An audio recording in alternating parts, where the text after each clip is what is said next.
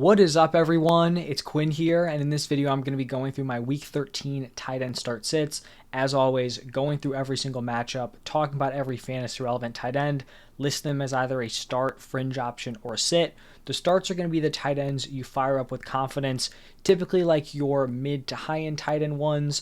The fringe plays, more your back end tight end ones, high end tight end twos.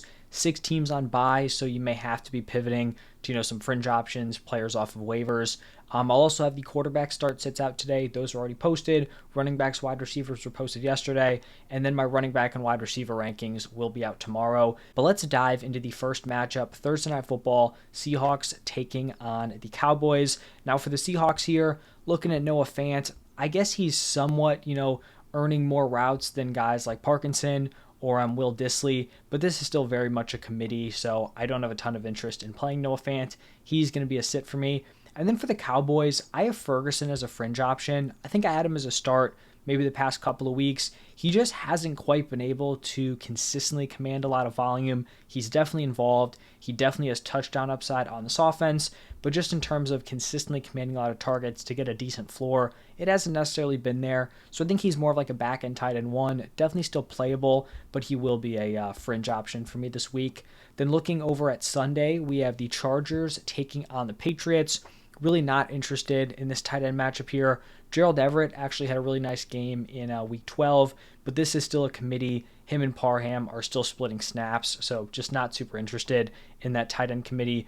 And then for Hunter Henry here with the Patriots, just not a ton of production after the first couple weeks of the season. Now, one of the better tight end matchups this week, Lions taking on the Saints. Probably the only tight end matchup that has 3 potential viable tight end options. For the Lions, pretty self-explanatory. Sam Laporta has been really impressive.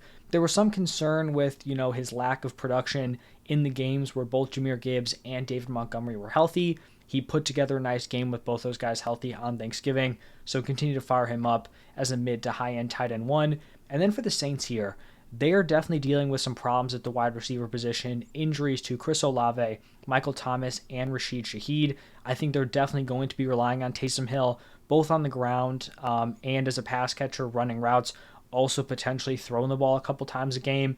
This just seems like one of those spots where Taysom Hill is going to have a really strong workload because they're going to need to manufacture opportunities for some of these other weapons. Taysom Hill is one of those guys. So I have Taysom Hill as a pretty solid start here. And then I have Juwan Johnson as a fringe option here. He's definitely a guy who's going to benefit from those wide receiver injuries. Last week in Week 12, he saw an 85% route participation, was second on the team with 7 targets. Chris Olave was number 1, and he left with that concussion. I think Juwan Johnson could definitely end up being very involved this week here for the Saints, so he's going to be a fringe play for me, probably like a fringe tight end one. Moving over to the Falcons Jets matchup. For the Falcons at this point, I just don't know how much we can trust Kyle Pitts. Unfortunately, he's going to be a sit for me. Really only want to be playing Bijan Robinson, and then I guess Drake London is like a wide receiver 3 play. Also sitting Jonnu Smith. Had the nice stretch going in the middle of the season.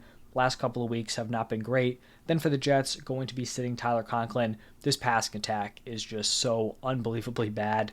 In the next one, we have the Cardinals taking on the Steelers. For the Cardinals, I still really like Trey McBride. His usage week to week is very solid. He's coming through. He's commanding a lot of volume. Really come alive since the Zach Ertz injury. He's definitely going to be a locked-in start. And then for the Steelers here with Pat Freiermuth, Freiermuth finally did something, had his first boom game of the season, was targeted 11 times, caught 9 of them for 120 receiving yards. He was really the weapon who was able to capitalize on the first really solid Kenny Pickett game. Deontay and George Pickens both kind of underperformed. Now, personally, I don't have a ton of confidence that he is going to maintain this. Obviously not expecting him to go for 120 every single week, but in terms of being someone you want to consistently play and have a lot of confidence in, I don't know if he's going to be that moving forward. He's still only at a 68% route participation, which is not great. And prior to that Week 12 game, in his 5 other games, Freiermuth had totaled under 10 receiving yards in 4 out of those 5. That is unbelievably bad. I understand he was solid in year 1 and year 2, so there is some potential also with this offense looking better with no Matt Canada.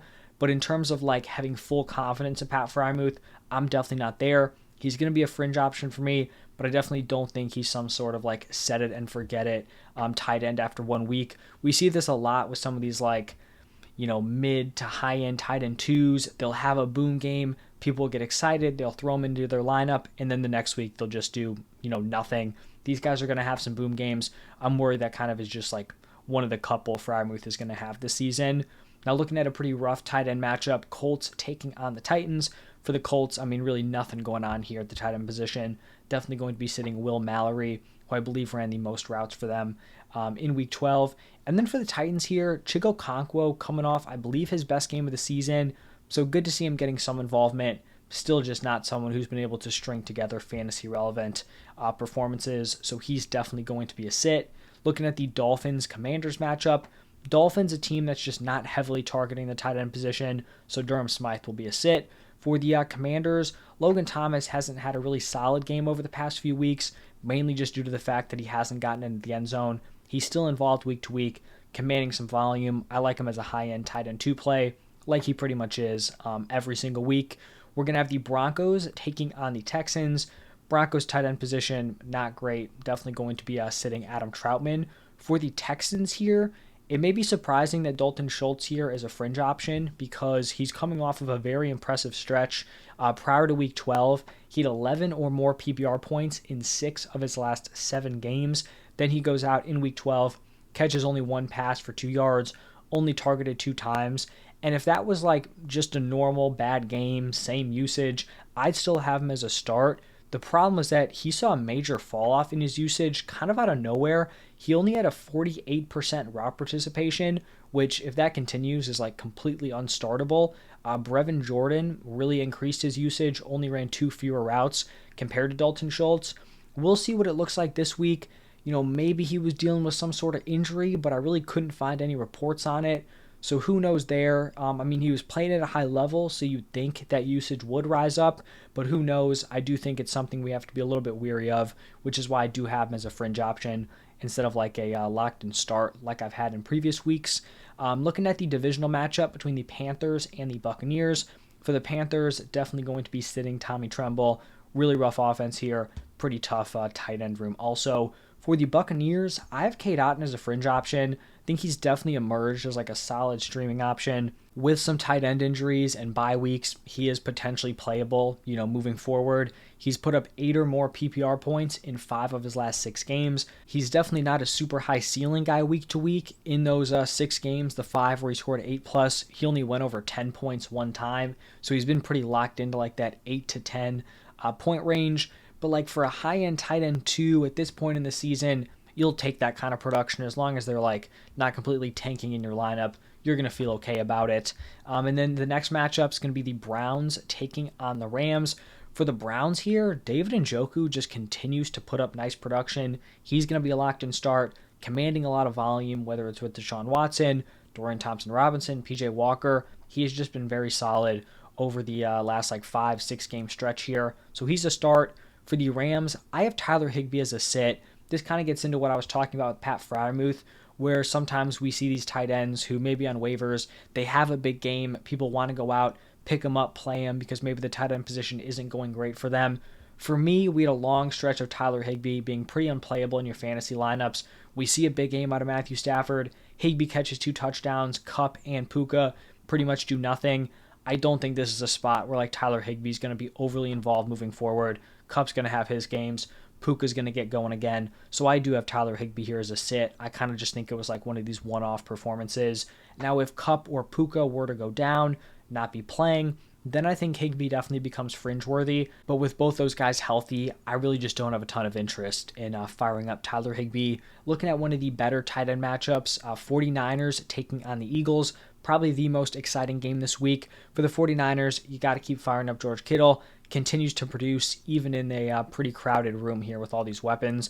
And then for the Eagles, we could be getting Dallas Goedert back. If Goddard is going to play, I just have to assume he's healthy enough. They feel confident. He should have a normal workload. I believe it's a forearm injury, so it doesn't seem like one of those things where he'd be super limited, kind of just a spot where you can either play or you can't. So if Goddard's playing, I'm starting him. If he's not playing, I will definitely not be playing Jack Stoll. He will be a sit for me. Looking at the Sunday night game, Chiefs taking on the Packers. For the Chiefs here, going to be firing up Travis Kelce, obviously, as a high-end tight end 1. And then for the Packers, Tucker Kraft pretty much came in and like slid right into that Luke Musgrave role with Luke Musgrave missing time. I don't know if the usage is going to be as strong once they get DeGuara back, but I mean, Musgrave wasn't really putting up great production. Tucker Kraft, they deemed him to be not as good as Luke Musgrave, so not super optimistic about Kraft moving forward. And then the final game of the week, Bengals taking on the Jaguars. Bengals continue to roll out a tight end by committee. Going to be sitting Tanner Hudson. Believe he's the guy who got into the end zone in week 12. And then the final team here, the Jacksonville Jaguars. I have Evan Ingram as a start, and he's having a pretty unique season. He's currently the tight end 7 in points per game, despite not scoring a single touchdown. All the other tight ends in the top 12 have at least 2 touchdowns. So I think he's a solid mid-tier tight end 1. There's nothing about Evan Ingram that like screams that he shouldn't be scoring touchdowns. Trevor Lawrence is starting to play better. Back-to-back big fantasy games for him. So I think the touchdowns will come, and it'll probably be a down touchdown season as a whole, but like there's nothing inherently about Evan Ingram that says he should be scoring less touchdowns than some of the other tight ends, in a similar range. So I like him rest of season as a nice play, and he will definitely be a start. And that's going to wrap it up for all the Week 13 tight end matchups. If you guys enjoyed the video, smash that like button, subscribe to the channel, check out the quarterbacks, running backs, wide receivers, rankings out tomorrow. Any questions, drop them down below. Thank you for stopping by, and I will see you in the next one.